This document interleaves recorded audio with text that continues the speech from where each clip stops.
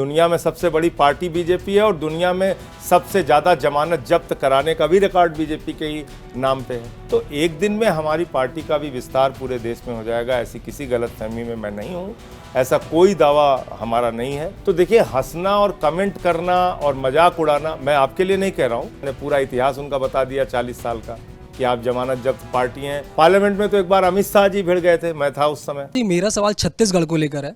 2018 में आपने छत्तीसगढ़ में इलेक्शन लड़ा और वहाँ पर आपको लगभग 85 सीटों पर आपको लगभग 1% से भी कम वोट मिले। अभी पिछले दिनों यहाँ पर इसी प्रोग्राम में बीजेपी के कपिल मिश्रा आए थे, तो उन्होंने एक बोला कि आप छत्तीसगढ़ में इस बार भी आपको एक भी सीट नहीं मिल सकती है, इवन आप वहाँ पर जमानत जब्त करा के आएंगे। तो क्या कहेंगे इसके बारे में? अपने बारे में क्या कहा उन्होंने? कितनी सीट उनको मिलेगी ये कुछ बताया? और यहाँ से जहाँ से वो चुनाव लड़े थे मॉडल टाउन से, वहाँ कितने वोट उनको मिले? चुनाव में उतरे थे।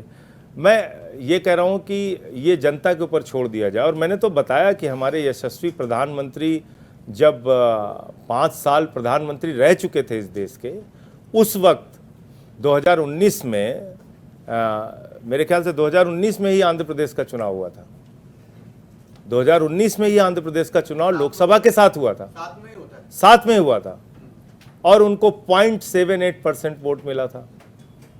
11 रैलियां प्रधानमंत्री जी ने की थी। दुनिया की सबसे बड़ी पार्टी है।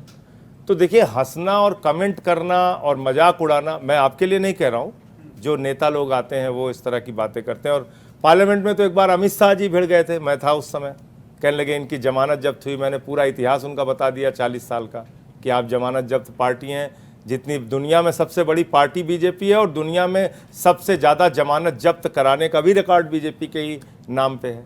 तो एक दिन में हमारी पार्टी का भी विस्तार पूरे देश में हो जाएगा, ऐसी किसी गलतफहमी में मैं नहीं हूँ, ऐसा कोई दावा हमारा नहीं है।